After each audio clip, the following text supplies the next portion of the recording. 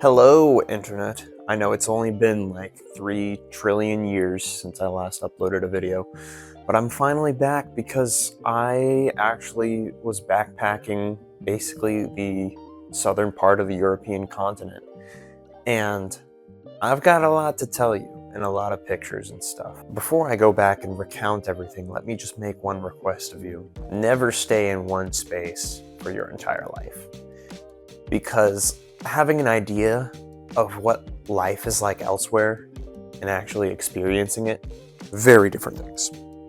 Because I thought, like I had done Google Maps VR, I had heard a lot, I had seen so many videos, I was like, oh, I kind of know what it's like. You really don't until you go experience it yourself. And I've got my iPad here with photos, so like, help me remember what I did each day, but I'm gonna go over it and recount it and show you the pictures I'm seeing so that we can relive it together and I can convince you to get out of your home country. So my girlfriend leaves almost an entire month before me and goes and sees places like Switzerland and a lot of northern Germany, a lot of places I didn't really get to see, but she has a lot of cool pictures, and I can't really recount her part of the trip, but I remember her being gone for a while, and I was still finishing up my current job, so I was going to meet her. But I was in for both something fantastic and a rude awakening. My flight there at my time left at like 8 o'clock p.m., but the thing is, I was going to be there like essentially 24 hours later with the time difference. Basically what I did is I tried to fall asleep as soon as possible the second I got on the plane, because it was already like 2 or 3 in the morning Portugal time. That's where I started, in Portugal, Lisbon, or as they call it there, Lisboa. I flew Iberian, and I was worried about the size of my carry-on because I brought one backpack. So I had like probably 4 pairs of clothes for 2 months. I was like, I'll just wash them whenever I get the chance. We'll have plenty. No. I quickly learned that I was gonna have to wear the same pair of clothes for like 4 days straight in order to make this work. First day, I touched down. I haven't seen my girlfriend in a month. I'm just inside this airport in Portugal with no clue what I'm doing. I'm in the Lisbon airport, and I'm like, okay, she's apparently gonna like pick me up or something. And I finally see her. It's a great reuniting, and for the first time, I'm seeing all these cars that I've only seen in YouTube videos. We got Renault, we got Peugeot, and they say that cars are smaller in Europe. I want to disagree.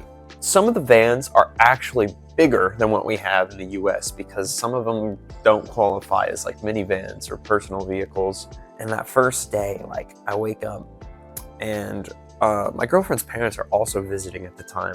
So all 4 of us, we go to like a bakery, we just walk there. Yeah, we start off big. Like, this is day 1 I've been here. I like barely have slept at all because of the time difference. But we immediately go to like this palace, 40-minute Uber drive, Bolt drive outside of the city. And oh my goodness, palace was crazy, full of colors, plenty of tourists. It was seeming like a beautiful day outside. There was not a cloud in the sky. We were like, holy moly, this is crazy. I could see basically the entirety of the city at this point. But then, literally within half an hour, the sky goes from being, blue skies to super cloudy, and we're like, okay, maybe we don't want to. We're just gonna stay at this really cool red palace, super cool palace. Did take a while to get in. But then we realized there's some castle ruins outside of it. And of course, as we walk down to the castle ruins, it starts pouring. Now, none of them even flinch. They're all just still wearing like a regular shirt and pants. And of course, there's me, who's like, you guys are crazy. And I brought my jacket. I was the only one who had brought a jacket. Like, I got like this travel all-purpose jacket that I could bring with me. Eventually the rain subsides and we're just in total fog at this point, but it got some really, really cool pictures. The rest of the day we saw some awesome stuff. Like, We went to some more ruins about like 20-minute walk away. We walked through so many little towns and streets, and we saw this like super deep well with some caves attached to it. It was incredible. And this is just day one. Basically, after that night, we go back to Lisbon, and we get some more dessert and stuff and stay another night. But then by morning, it's like 4 in the morning, and me and my girlfriend have to leave. We have to get on a flight again. So it's been a very, very chaotic like 48 hours for me. And we get on another flight to Madrid. Now let me tell you, the first thing we find out about Madrid, they don't like you people. Jokes aside, they really do have like a anti-tourist sentiment thing going on there, so tread carefully. But we land in Madrid, and now it's me and my girlfriend alone, just like us against the world. And we're doing nothing but like hostels from here on out for a long time. And I have never been to a hostel in my life. I'm about to be in for a rude awakening. But the first day in Madrid isn't too bad, because we don't really know that people hate us yet, because we're trying to use primarily Spanish, but our Spanish is very bad. I don't sound like a local Spaniard. And we see a lot of cool architecture, stuff like that. Just going around, getting our bearings, going to the hostel, dropping off our luggage, figuring out what the heck we're doing. Now, this is my first time abroad, and I don't know that churches, more specifically cathedrals, you can just walk into. So, me and Allie are walking through Madrid, and we go to this like area where there's this church, and she's like, let's go inside. I'm like, are you crazy? We can't just go in a church. I didn't know. I didn't know that was what you did. I was completely blindsided by the fact that she could just walk into this church and it was totally fine. But apparently, all the Catholic cathedrals over there are just like open for tourists when people are there, and that's just a common thing in the entire EU. Warning for tourists coming to the US, don't walk into a church when it's not open. But yeah, we go around, we see a few churches, I take a few pictures, it's pretty cool. But yeah, from the general experience for the rest of the days in Madrid, we spent like a good 4 or 5 days there. We went and saw so much fantastic architecture, and just like marveling at the fact that the city was so walkable and we could just kind of go anywhere we wanted, take the metro, and go to like these really cool spots where we could go see the sunset. And another highlight, we went to this place where there was this like boat park where my girlfriend's mom had been like years and years back. So we went to the boat, we rented a little boat and went out on this like park area with a bunch of cool architecture around, and took some pictures while we were there. Another thing we did in Madrid is we went up super on this like little tour thing where we went to the top of a building and just got to see all of the city center with a bunch of other tourists. It was really cool. But side note, this is where we started catching on to the fact that everybody that spoke fluent Spanish was like in on something, and every time we went to a restaurant, we were like super cautious not to speak English. And apparently we were in kind of a known party hostel. Don't do that. Like seriously, people just never shut up, and you're not going to sleep. But we saw so many cool churches and architecture while we were in Madrid, and walked through downtown and had so much good food. You guys have such good food. We had paella, we had Estrella beer. It was delicious everywhere we went. And also, side note, before I get on to the next destination, another thing is European bathrooms. Like, I was told that there would be a bunch of paid bathrooms that, you have to go find a public restroom and use €1 or 2. A lot of the time you would just use the restaurant bathroom because that was free, but then also none of them have locks, and people are very aggressive about opening the door. Next destination is San Sebastian, the Basque Country, and let me tell you, it is completely different from the rest of Spain. And the weather also entirely was like way colder, and it was more wet, and there was rain, and it was kind of awesome to go there through train. Like, it was insane. This was my favorite part of Spain. By far, the Basque people have pinchos, and you get to buy like €4 steak that is greater than anything you have ever tasted in anywhere else in your life. And also they have foie gras from France. It is low-key better in San Sebastian. I'm so sorry, French people. But San Sebastian is this beautiful, almost looks like Avalon from Catalina, just turned into a big city right on the sea. And we get there and we take some pictures that night of just the coast, and everything we can see from there is also just the rest of the city. It's a small place, but it is awesome, let me tell you. Went around on bikes. We went in the ocean. It was just, it was beautiful. Everything about San Sebastian, like you don't even need public transport because you can walk everywhere. Our hostel was super nice. It was connected to this bar and restaurant downstairs, and it was just so much more high quality than what we had in Madrid. There's, again, some more fantastic cathedrals in San Sebastian. Do not miss those because they're free. But yeah, everywhere in San Sebastian, beautiful place, amazing people, super nice, can't recommend it enough. Next destination is Barcelona, and let me tell you, the people are back to being the way Madrid people are, maybe a little bit less. But the thing is, Barcelona's got some really cool architecture, okay? If you're not going there for it to be a party kind of town, because the hostel we were at, again, was a super party hostel, and we met a guy there who had just moved there from San Francisco, he said, 8 months ago. Because we went to this bar and we weren't getting like served at all, but he had already been served, and he was like, "Oh, you guys speak English, come over here." He's some guy from San Francisco. And I was like, "Oh yeah, you probably know how to talk to the locals now because you've been here for 8 months." And he's like, "I don't really know a lick of Spanish." And Ali looks at me like, this is why people hate us. But yeah, let me just show you some of the architecture that you'll see in Barcelona. Go there for the architecture, man, because that stuff is crazy. La Sagrada Familia is easily one of the top 10, like, most insane pieces, dude, not even top 10, top 3 most insane pieces of architecture I've ever seen in my life. That thing towers so tall and is so intricate and so detailed that you just need to see it. But let me make sure, plan months in advance, because if you don't, you'll be hit with the tourist tax of having to plan with a tour group, and that is a lot more expensive than just buying tickets yourself. So buy those tickets a few months in advance if you plan to go to Barcelona, because you will want to go to La Sagrada Familia.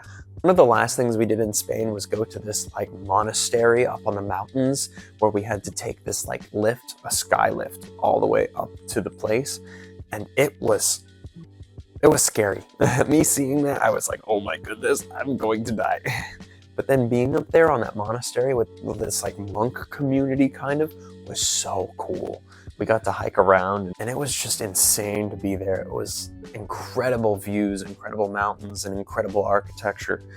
There was also this street market there where we got this like goat cheese and honey mixture thing. It was super delicious. The goat cheese was kind of had the halfway consistency of cream cheese, and you would just mix the honey with it and eat it, and it was so good. Next stop was Italia. In Italia, the first thing we do, get on a train, of course, after the airport, and then take a train all the way to Syracuse, where we get off, and it is already raining. But the first thing I noticed is how small Syracuse is. It's like this little town right on the edge of Sicilia, where there's like just these ruins in the middle of town, because yeah, it's old enough to the point where you can just have hundreds years old ruins just sitting in the middle of town. But this place, Syracuse, is super nice, just like on the coastline. You have all these like old architecture feats of like brilliance with castles and all these windows that lead to the sea.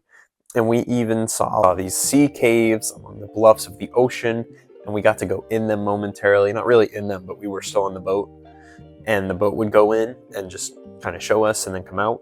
And we even went under a bridge where we had to duck below the boat because there was zero clearance. It wasn't happening.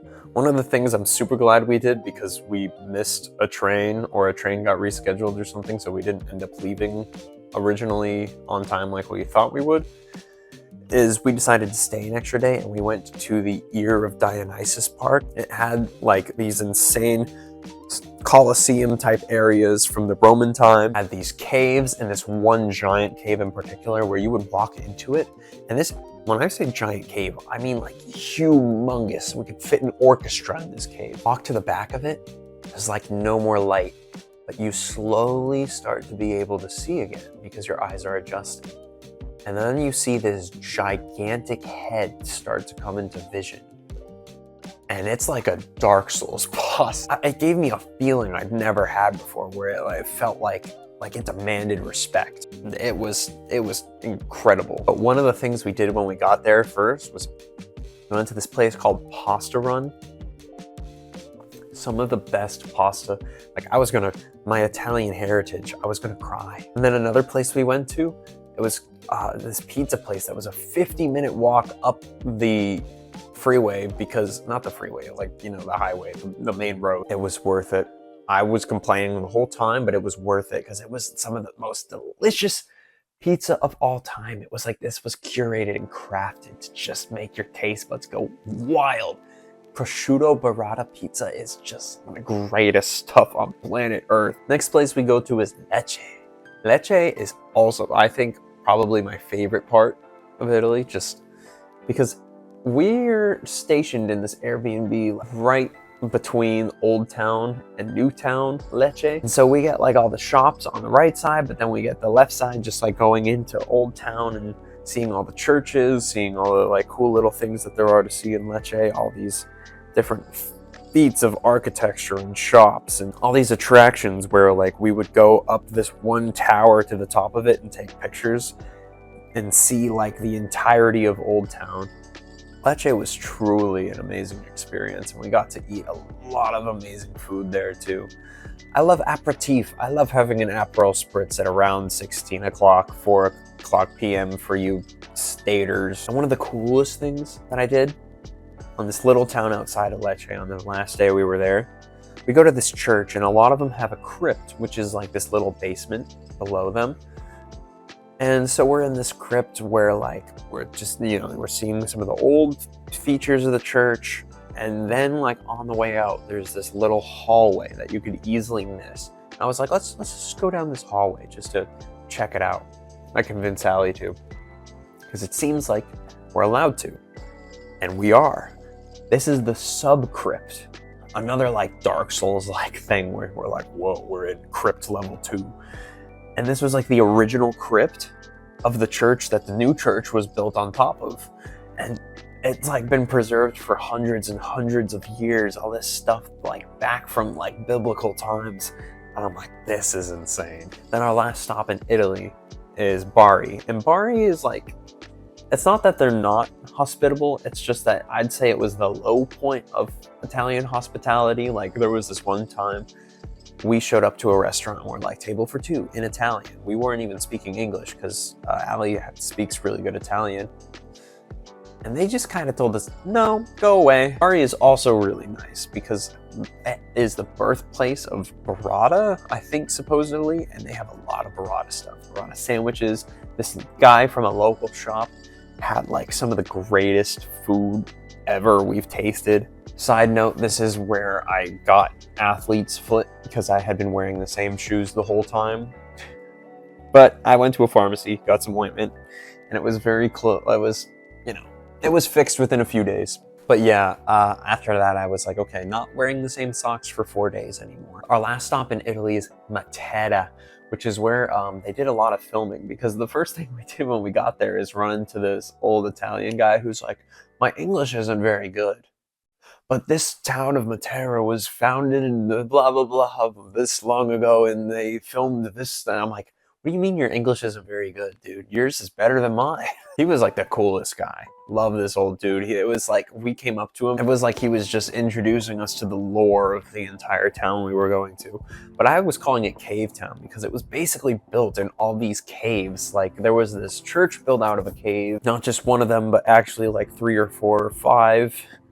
And a lot of the places you could stay there were also like in caves or underground.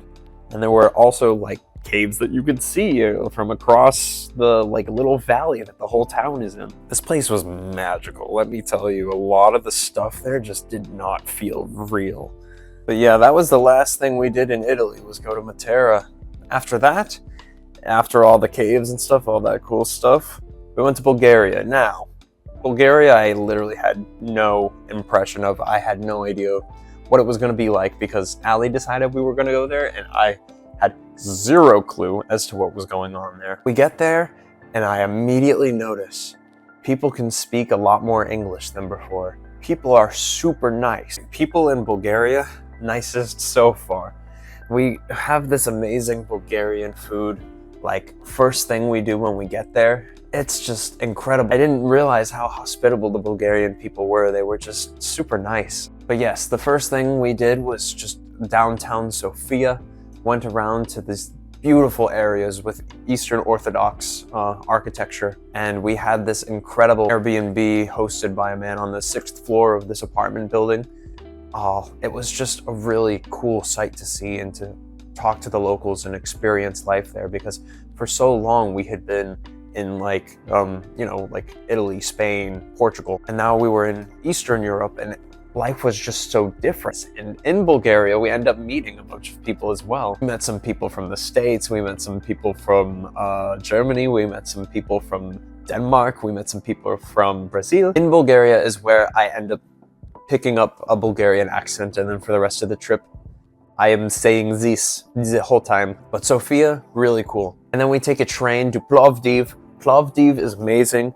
For some reason, Plovdiv is like the Ohio of Bulgaria. Not like, it's not like Ohio at all, but it's the butt of all their jokes. I don't know why, but Plovdiv is amazing. It supposedly has been inhabited since like 4000 BC or something, like continuously. Like there wasn't a point where it wasn't anymore.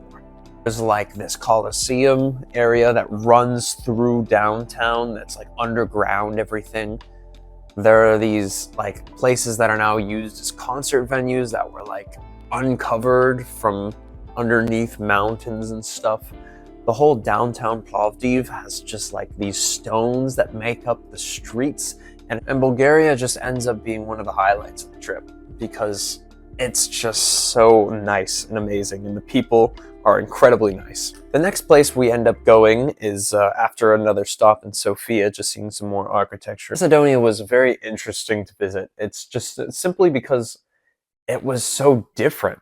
Like, it's so close, but it was so different. We had to go through and check our passports again because it's not part of the Schengen country. And then we get to Skopje, and the first thing we do is have some lunch. And of course, the one thing we have on us is euros. They technically aren't supposed to take euros, so the second we're done eating, we notice we're like, oh, it says cash only. And the guy is like, all right, are you done? Are you ready to pay? And I look at Ali. She doesn't have cash at all. So I'm like, uh-oh, we're going to have to go in the kitchen and start working here to pay off our debt. But no, they ended up taking euros and it ended up being fine. But yeah, Skopje ended up being a very cool city to visit just simply because there was so much history and richness to the culture there. And the markets and stuff were just incredible, honestly. We just drove through Skopje and Macedonia as a whole so we could get to Thessaloniki later in the day, which was our first stop in Greece. Thessaloniki was another highlight for the trip because it was the Thessalonians from the Bible. The city itself was this big, huge metropolitan area with a brand new metro that was actually really cool to be one of the first people to go on it. I mean, I don't know how long it's been there. Maybe it's been years. I'm joking about being one of the first persons, but it was new enough that the Google Maps didn't even know about it. We went and we saw plenty of castle ruins. We saw the walls over the city, and our hostel there was just this place with an incredible rooftop bar. It was so cool to just be able to see out on the city and see all the lights at night. Of course, now we have some Greek Orthodox architecture, and we go to Greek Orthodox churches and cathedrals, and we see plenty more history. And of course, this becomes where we start getting gyro. Gyro and souvlaki are some of the greatest foods man has invented. And yes, you can get very similar foods from other people under different names, but this stuff is unbeatable. There were these two girls in particular we met from Austria. Shout out to them. They hung out with us all day one day, just going around, going to different cafes and stuff. They were some of the most wonderful people to meet that whole trip.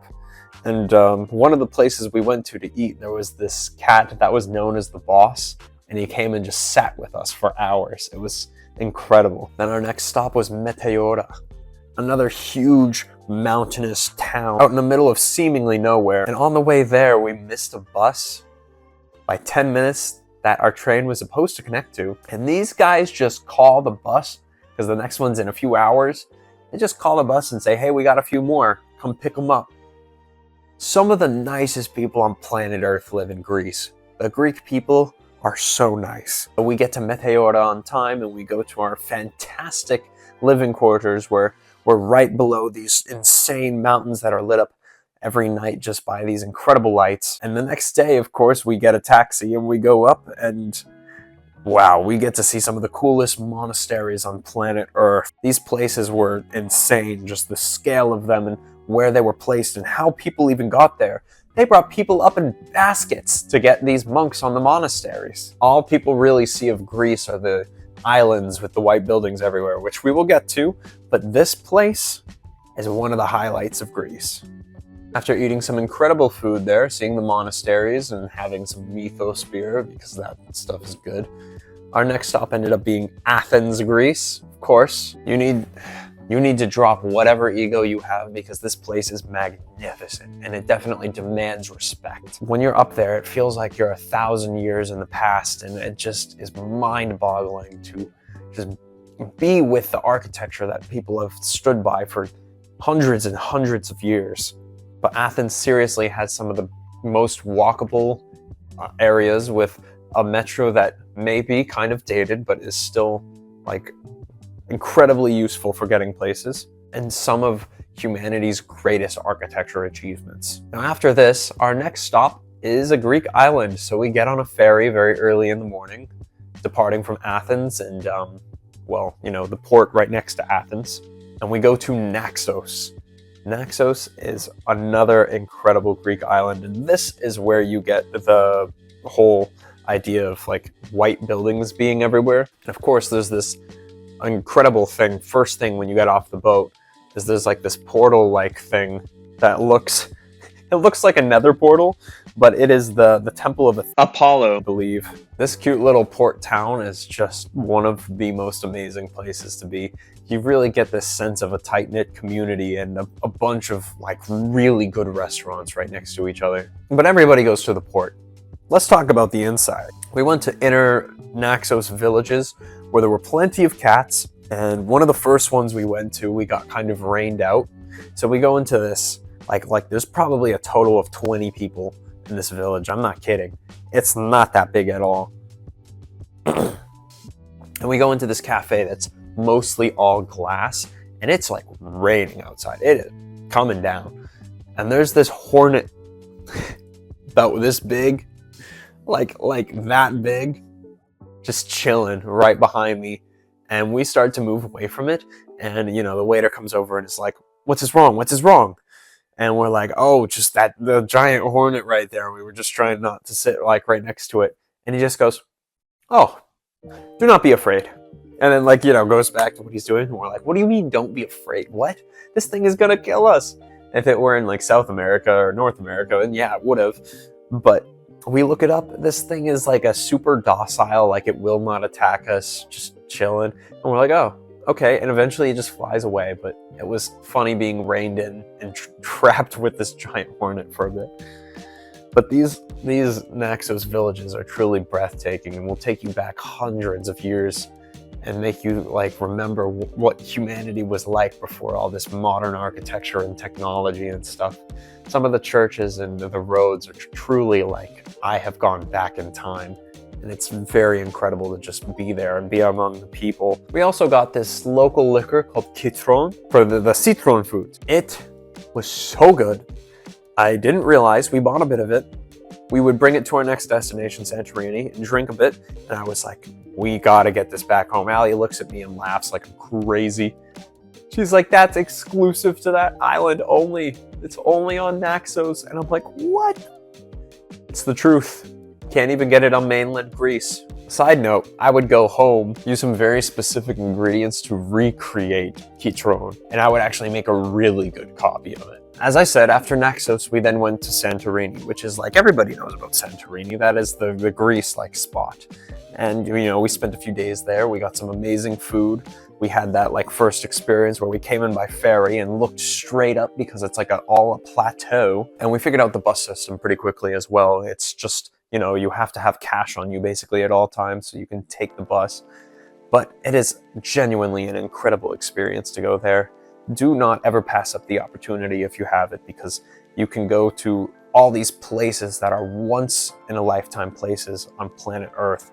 But we have the red sand beach, the black sand beach. And I think I had the best souvlaki of all time on this island. It was just really, really good. But yeah, you can go to Oya, you can take all your fancy tourist photos, but the best part is just being with the locals, speaking with them, not being rude, because I met plenty of rude Americans there that were like, oh, so what do you guys do when like the volcano explodes? And I was like, the last place we went to in Greece was Kania, specifically on the island of Crete.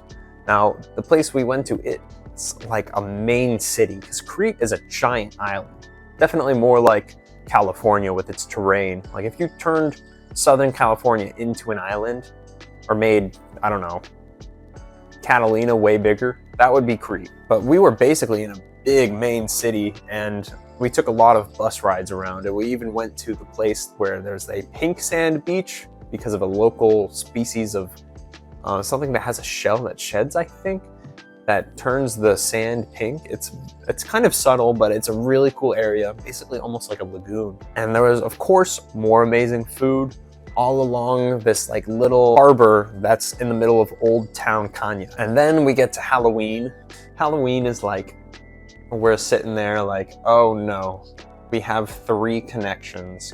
So we have to fly from Kania to Athens from 8 p.m. to like 10 p.m. And then from 11 p.m. to 1 a.m. we fly to Thessaloniki again. And then from Thessaloniki we stay overnight until 6:30 a.m., get on another plane, and then we end up in Paris.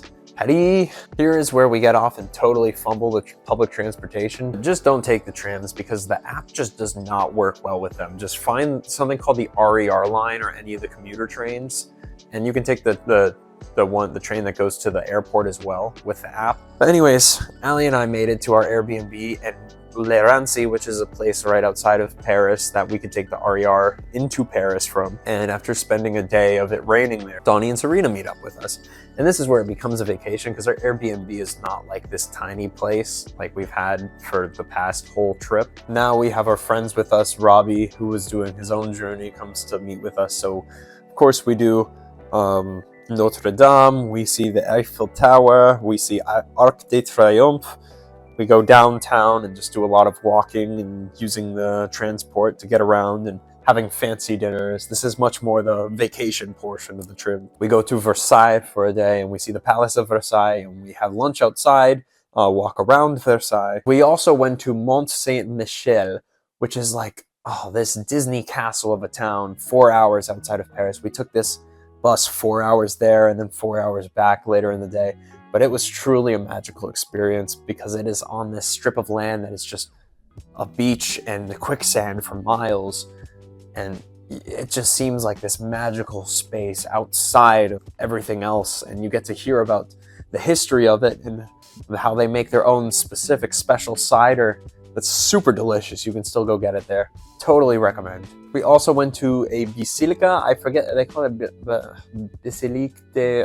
I forget what they call it off the top of my head. But honestly, I would say go there at night when they have like the nuns singing. It is a really cool experience, and you get to look out. It's right beyond the John Wick stairs.